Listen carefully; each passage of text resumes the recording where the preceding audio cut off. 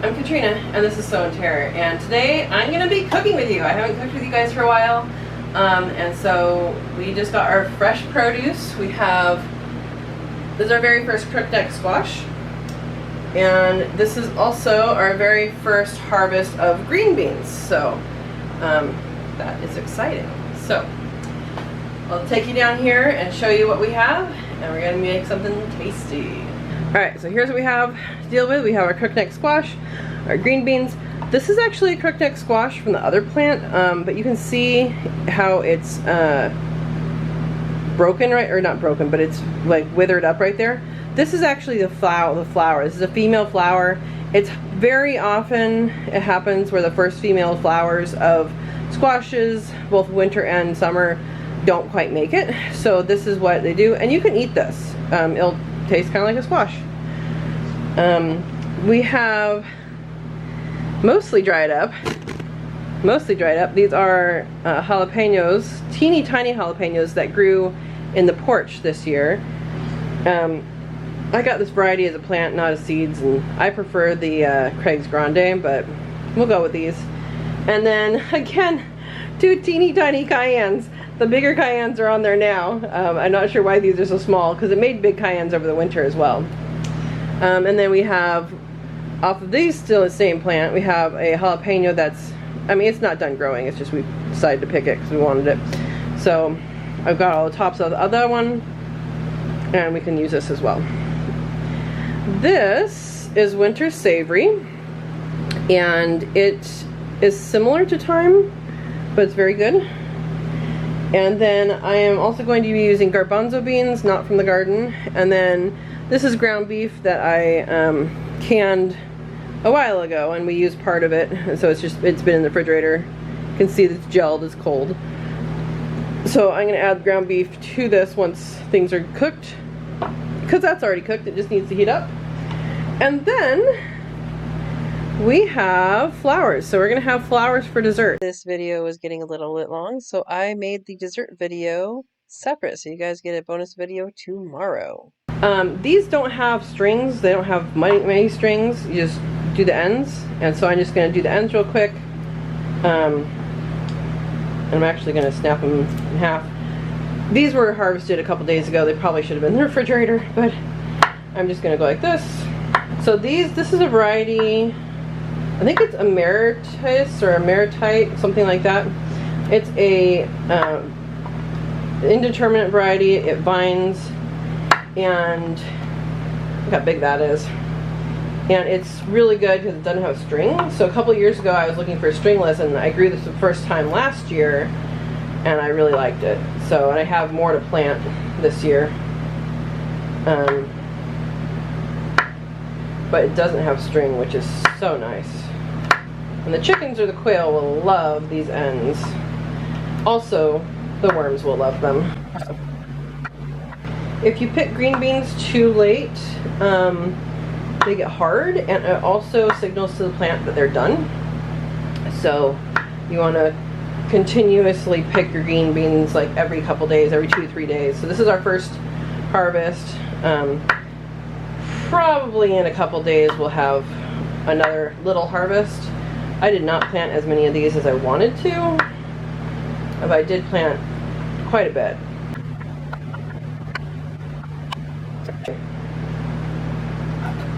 So I'm just going to rough chop these. Sorry, there's shadows, guys. Squash, I'm just going to slice up. And these guys you really do want, you want them to be on the smaller side, because this one already is kind of getting hard on one side, but it should be good. Alright, this little guy, I'm going to cut off the other end.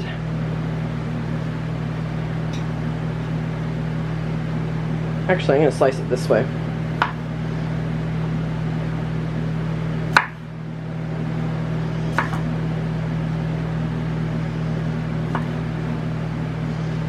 So you can see, it just looks like a little zucchini in there.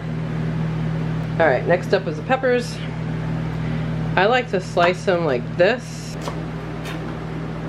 And then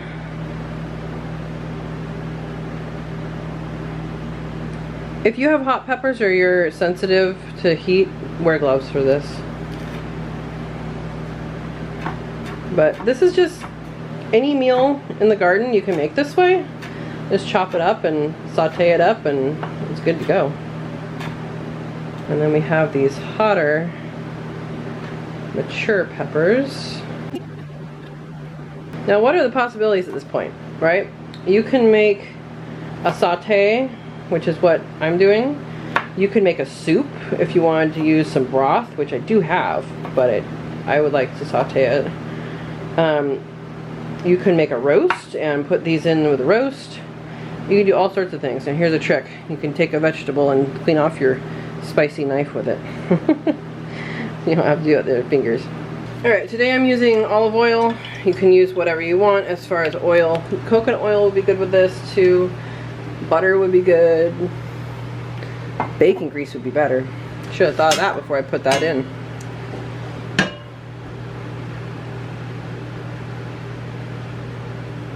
So I use cast iron. We just cooked with something in here. Just add the oil, swirl it around, get it warm. And once this is warm, then I will put stuff in. Alright, this is hot now. I'm going to start by putting in the green beans, because they're going to take the longest to cook. And I don't need them to cook like mush. I just want them to kind of heat up, so I'm actually going to put this on. It'll steam a little bit. While that's happening, we can make some spices. So here's some fennel. A little more fennel than that. Some coriander. I'm going to use black pepper, and I'm just going to put it in here just because I want to. No good reason. Cumin, but we'll put that in after we do this. So, make this go roundy round for a little bit. That looks pretty good. I'm going to mix in some cumin. That looks pretty good. And some turmeric.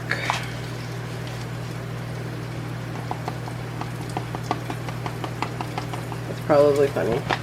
And garlic. Granulated garlic, because I don't have any regular garlic. I mean, real fresh garlic. Alright, this is getting steamy.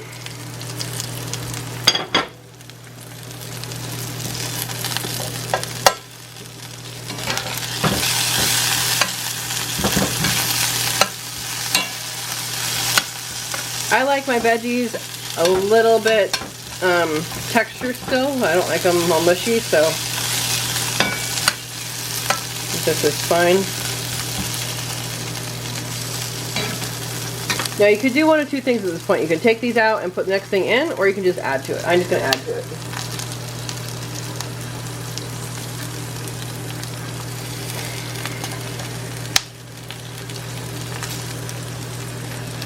I'm actually going to kind of shove them underneath.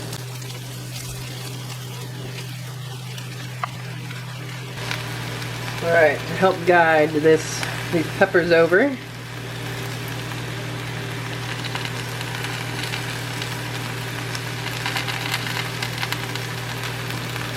So if this was a soup, you could put your savory or your thyme just straight in it. I'm going to actually take the leaves off and put them in. You do that too in a soup, but you could also just do you know, leave it in there and then have the flavor come out, and then take the whole thing out again, like a bay leaf. You notice I put in flowers and all. For many herbs, you can eat the flowers and it tastes just like the herb. Sometimes even better. Alright, so I'm mixing this up with my fingers here, and we will put it in.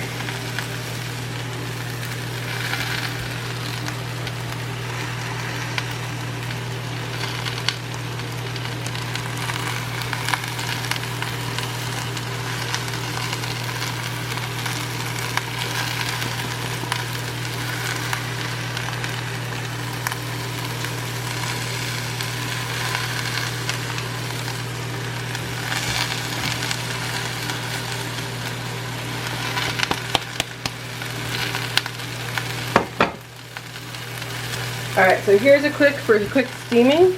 I'm just going to squirt this with some water and put the lid on, and it's going to steam.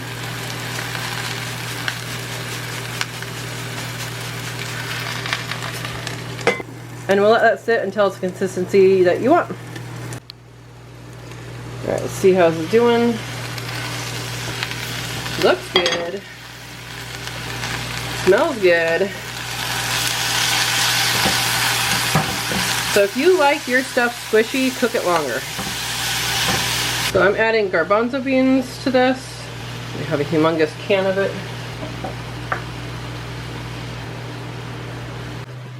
So it hasn't released that much water on the bottom. That's something I check before I'm going to add the meat. Because the garbanzo beans are already cooked and meat's already cooked. So it just needs to heat up. I'm going to scooch the fat off the top. Go straight in for this. If you haven't seen the video on canning beef, I will show you which one that is. I don't remember what I did, if I did a video about it or if it was in the multitasking video that we did. I might put both of them up here. I will. If you want to add in this juice and cook it so the vegetables are more soft, then you're welcome to do that. You can also use the juice for other things. You can make a gravy, you can make soup, you can drink it. It's all good for you. So just adding that added some juice in the bottom. So we're actually going to leave this uncovered and heat it up more.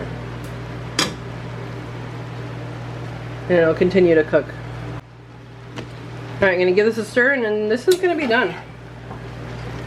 So I'm going to shut it off. Alright, so this just gets served right up.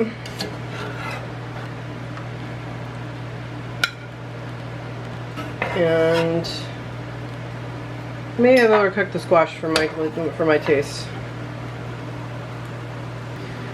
So this is a good vegetable with high protein. Chickpeas are very high in protein. So this smells delicious. And it's going to taste delicious too. Hot. But very good. I got the seasonings just right. And no strings in the green beans. Good news. So good, guys. Make this. I don't know what it's called. Tell me what you would call it. You can stir fry anything. Stir fry anything in your garden.